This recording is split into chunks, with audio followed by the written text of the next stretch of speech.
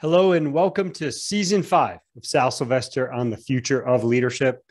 I can't believe this is our 5th season, but I'm so thrilled to be here. We've got some important topics to talk about over the coming episodes. I am Sal Sylvester, your host and founder and CEO of 512 Solutions, an executive coaching and leadership development firm based here in Boulder, Colorado.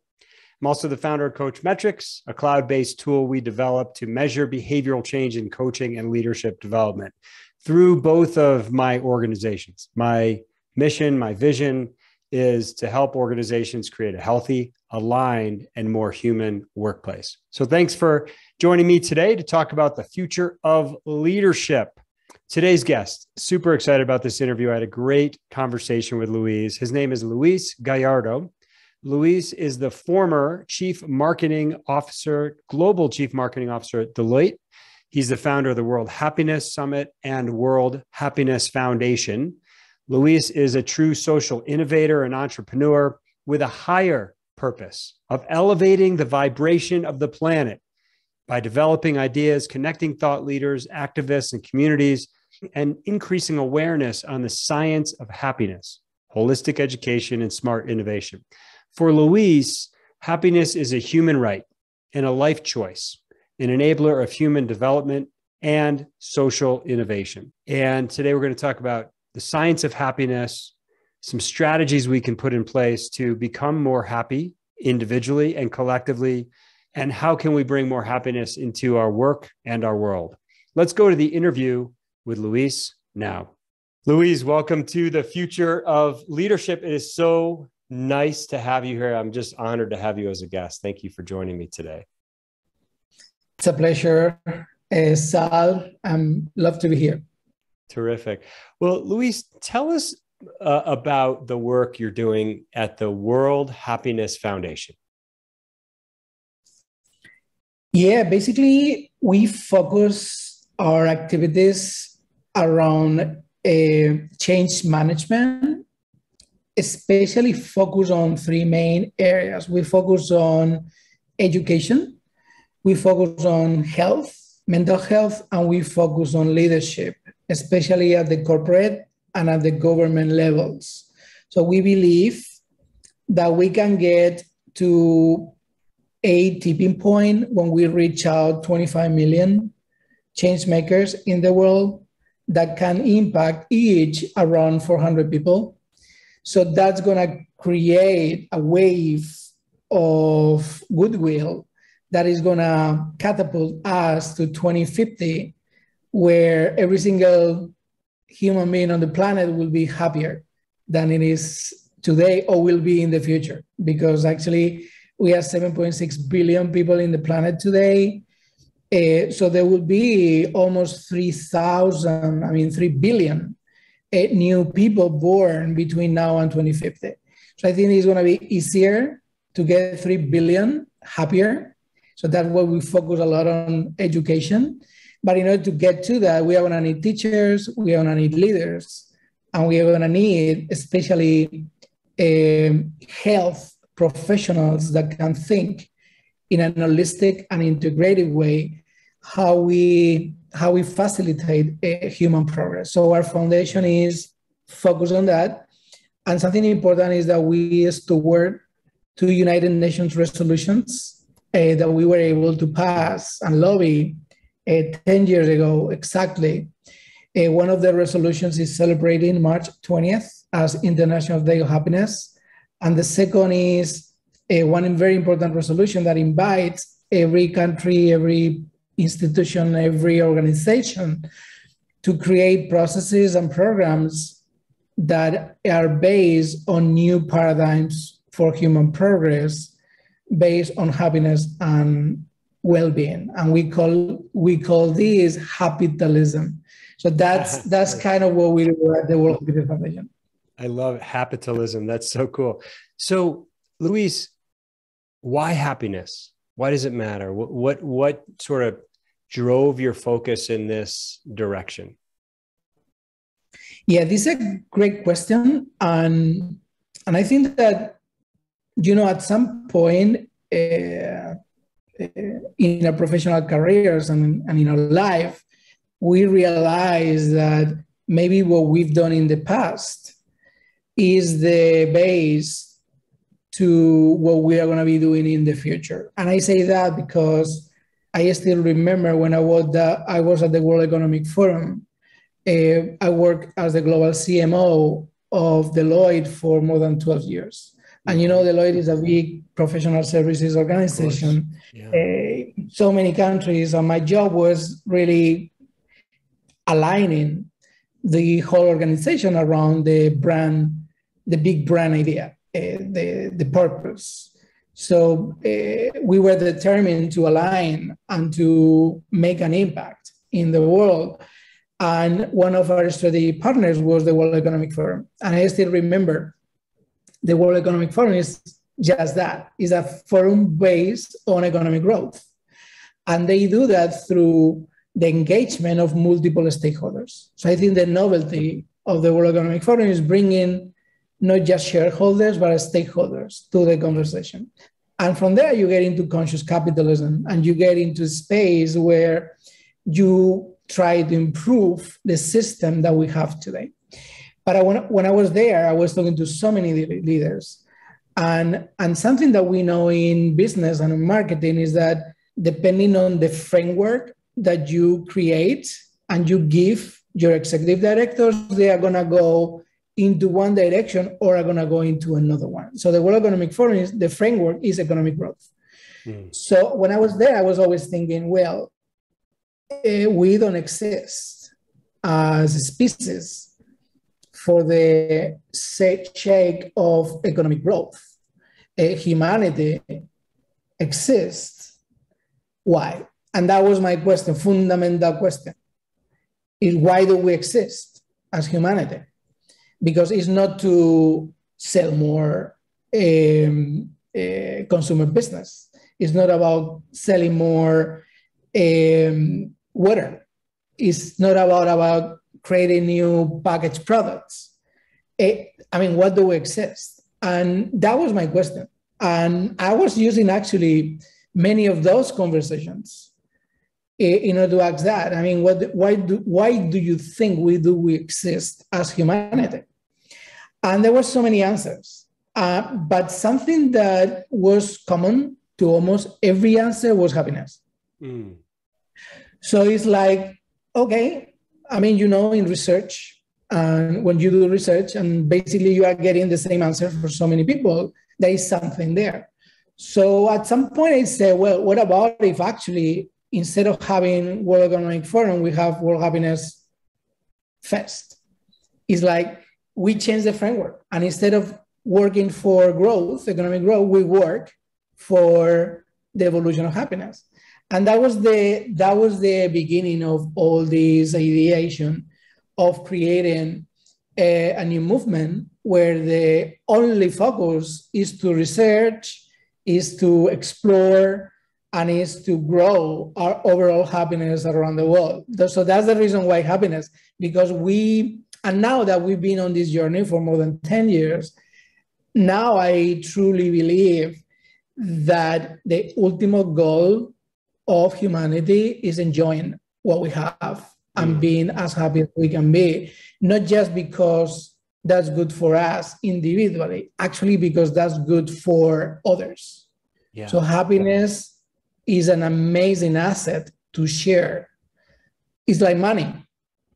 If you keep all the money for you, you're going to be richer. But if you share your money, that's when actually you are going to be happier.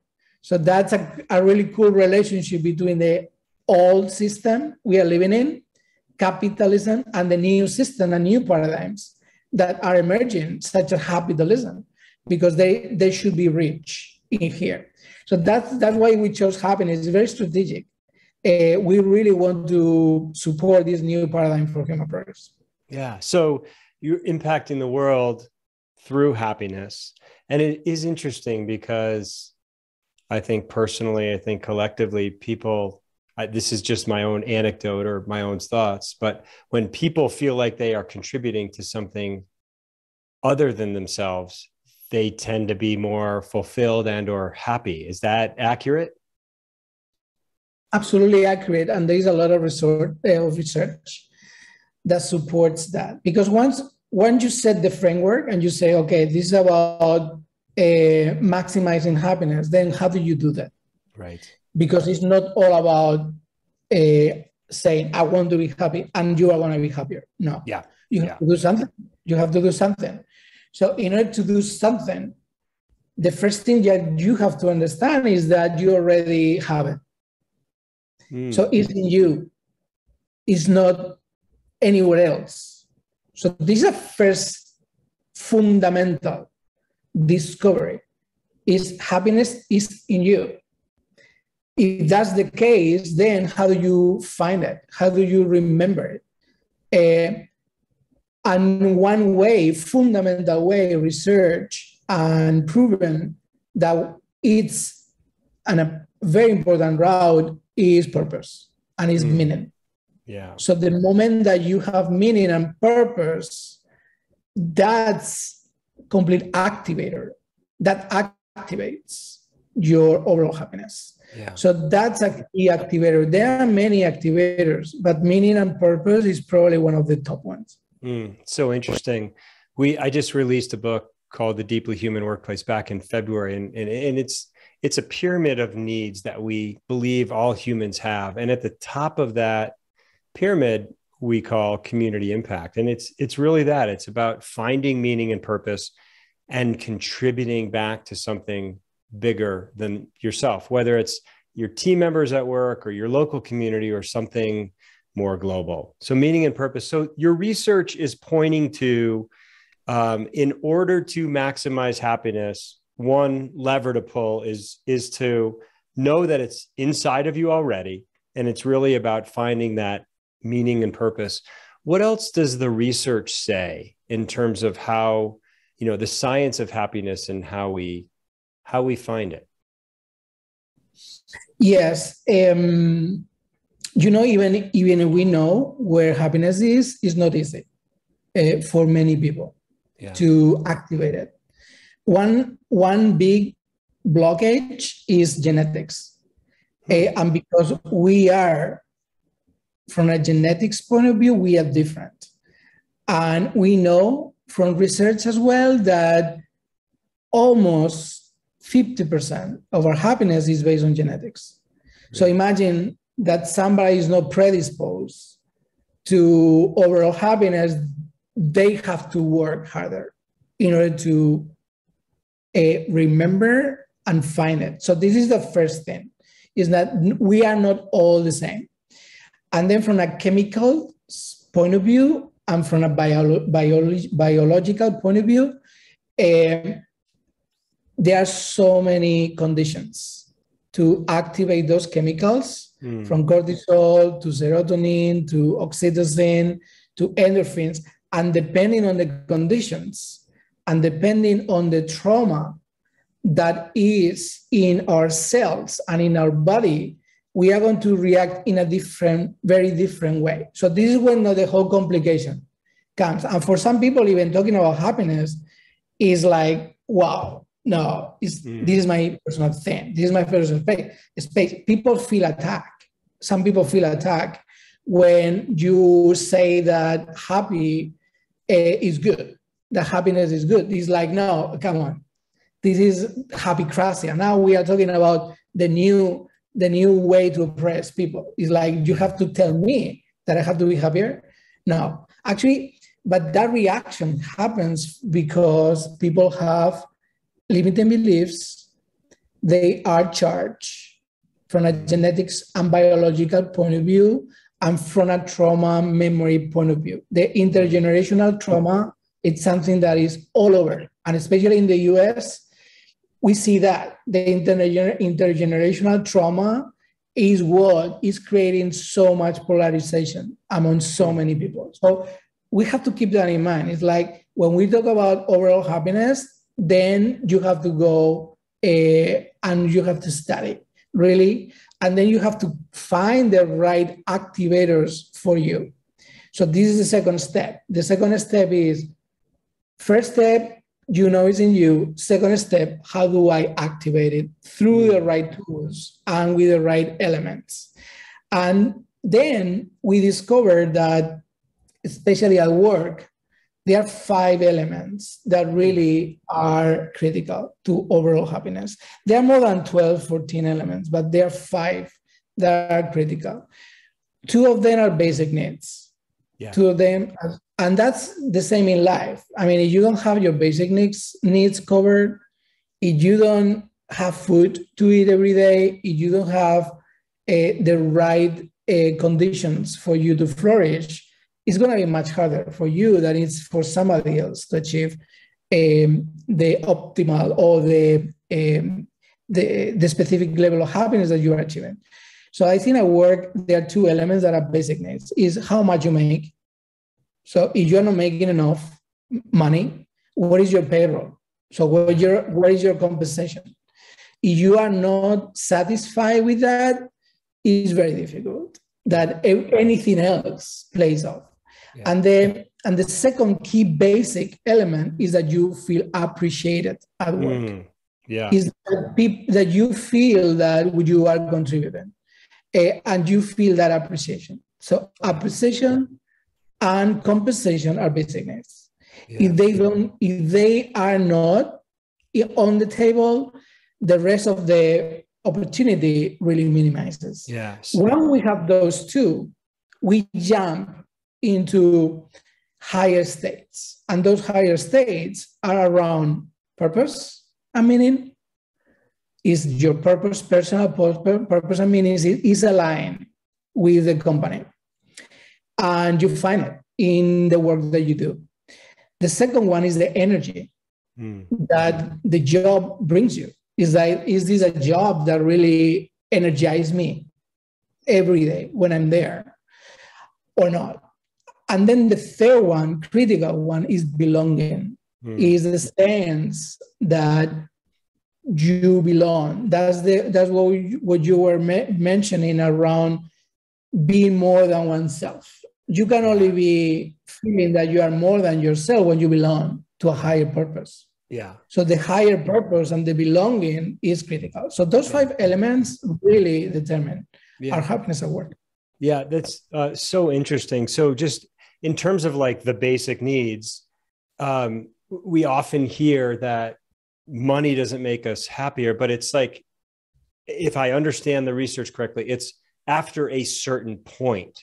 In other words, we have to have enough to be able to provide, to be able to get out of the cycle of poverty or survival. We have to be able to get those needs met. Is that accurate? Like there's a sense of there's got to be a minimum there to even have those other 4 elements be something to be considered. Yeah, absolutely. I mean, in the system we are living today, capitalism, you need capital. Yeah, you need capital. Makes sense. Yeah, I mean, otherwise you cannot live in this system. Let's be realistic. Right. In a capitalist system, you need capital. The same way that in a capitalist system, you will need happiness. Yeah. So every system requires us as individuals in that system and collectively as community to do something. Yeah. So in a capitalist system, you need capital. The question is, how much do you need, and when enough is enough? Yeah. So we can find. Yeah. No, I was just going to ask you. Yeah. What does your research find around how much is enough? When is enough enough? Well, enough is enough when you have covered your basic needs. Mm-hmm. And then it's about belonging, appreciation, it's about energy, and it's about meaning. Yeah. For example, if you don't have meaning, you might need a lot of money in order to satisfy your void. If you have meaning, probably you don't need that much. Yeah. And this is what we see in the non-for-profit space. Normally salaries in the non-for-profit space are much lower than other industries. However, people feel much more fulfilled. Yeah. So it's not, we are always trying to find the headline. It's like, okay, what is the right amount of money? And there are many research out there. They say in the US it's at around $60,000. It's between 60 and 100. But actually, when you have 1 million, having a bump to 3 million actually creates happiness as well. So I think that there are so many researchers out there, but I think it's very, I would say it would be a bit of manipulation to say this is exactly what we all need, because that's not correct. Yeah. My answer will be what covers your basic needs and brings you meaning. Yeah. So they're interconnected here. It's not just a singular answer, and it depends for different people and for their situations. That's really interesting.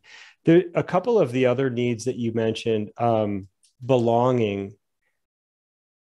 We know from our research that, and what we have at the bottom of our model is this idea of connection. It's a sense of belonging and a sense of feeling loved. And from some of the research that we found in our work, what we found around longitudinal studies is that one of the primary indicators of physical and mental health and happiness was belonging, or is belonging. The quality of your relationships matter. Is that accurate from your standpoint? Absolutely, and I think that it's very important that we all know that right now we are facing the hardest pandemic, and it's not COVID, is loneliness. And loneliness in the United States, people report 20% of people report, 1 out of 4 people report not having any friends.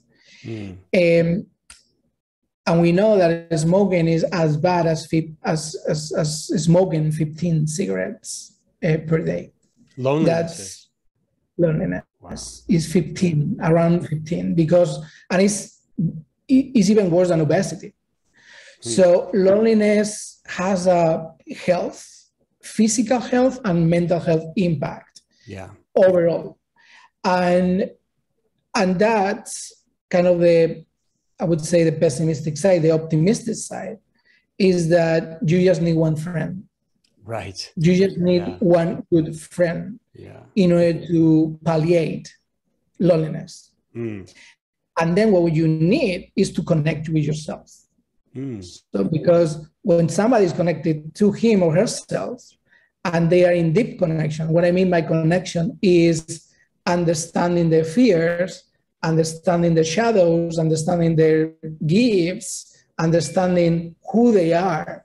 When you get to that level of awareness and mindfulness about who you are, you don't feel lonely because you know that you are connected to something else.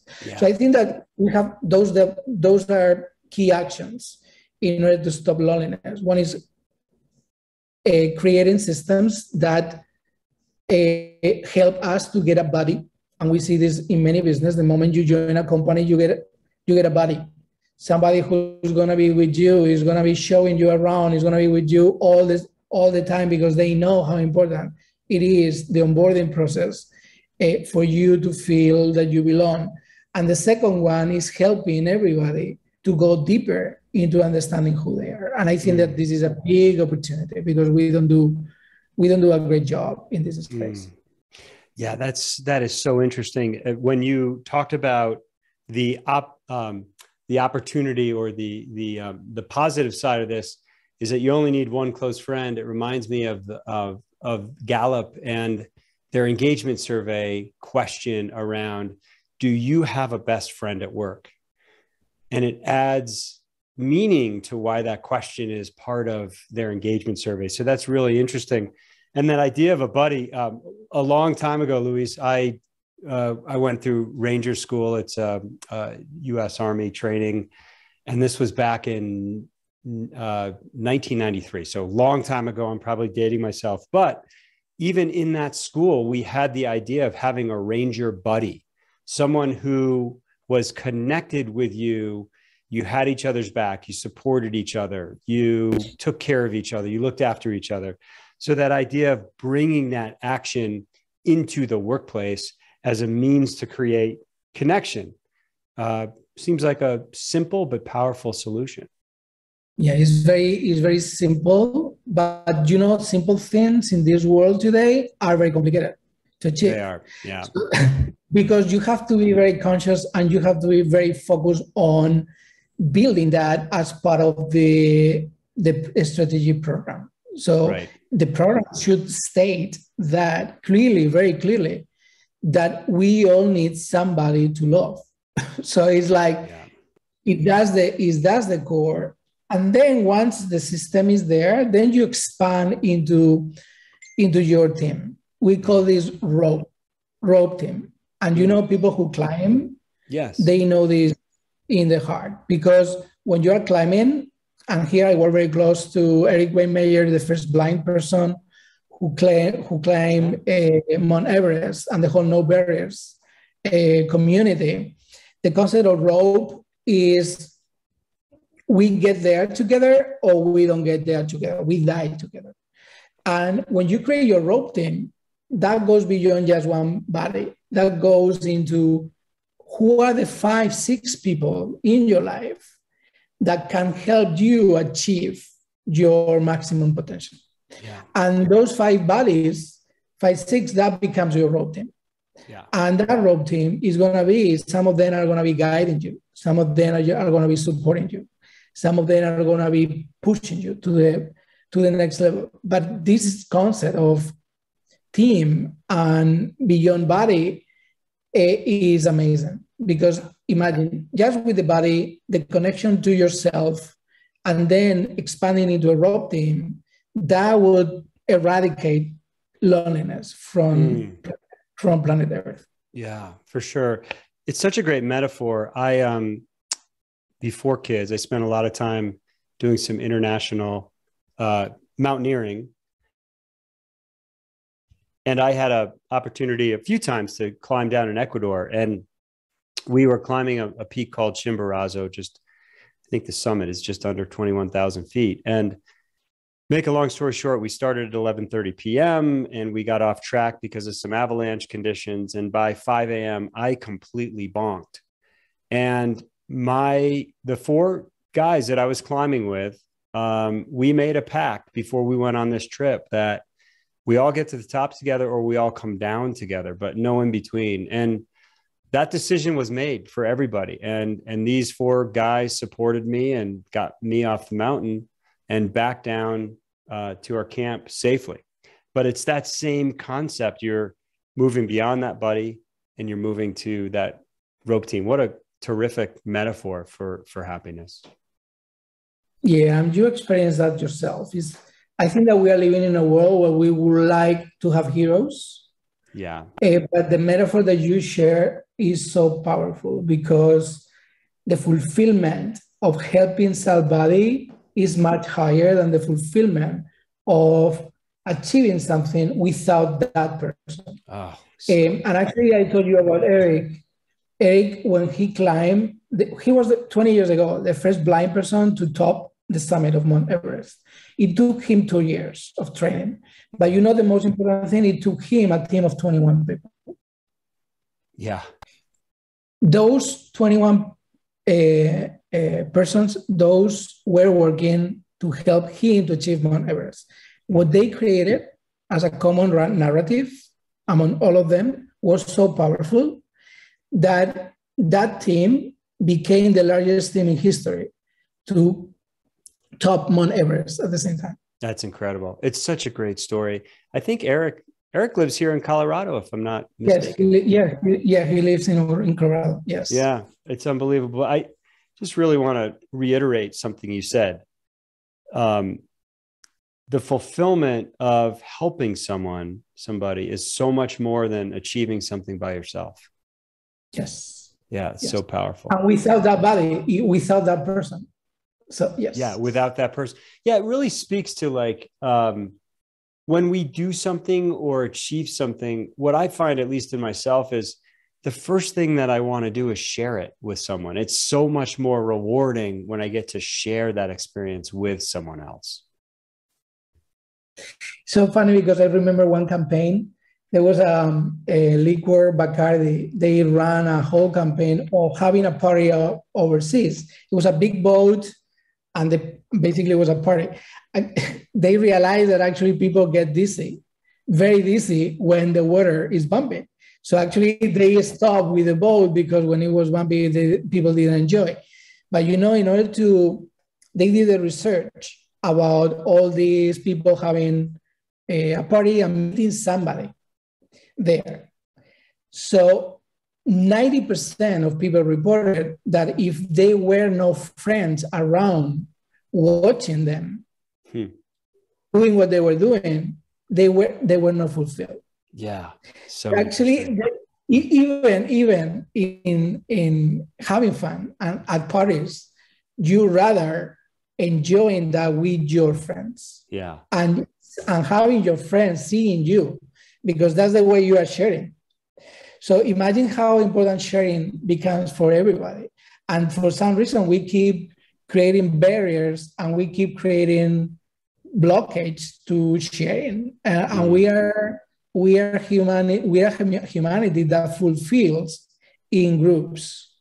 And there is another research, and this is why so many group therapies are based on this research that basically real change when you go through trauma happens in groups. And we even know that is between 9 and 12 people. Yeah, interesting. So that's the size. Yeah, and that's also happens to be the ideal size of a team or a leadership team, 9 to 12. Exactly. Fascinating.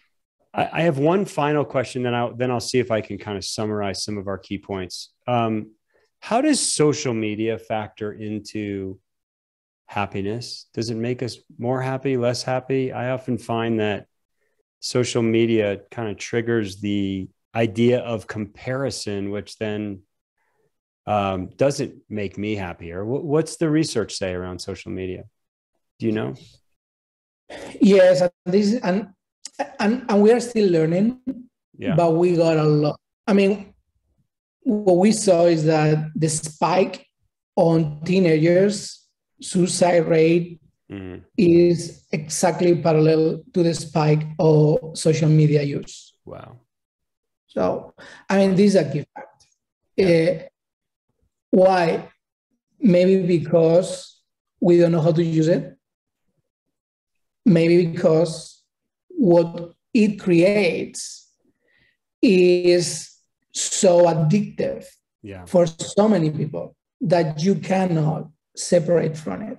So I think that in order to respond to this, we need to go deeper into how addiction happens. Yeah. And what we know is that social media can create as much addiction as gambling, as drugs, tobacco, alcohol, and so much. So I would say that when you are getting closer to addiction, is very harming and is very painful.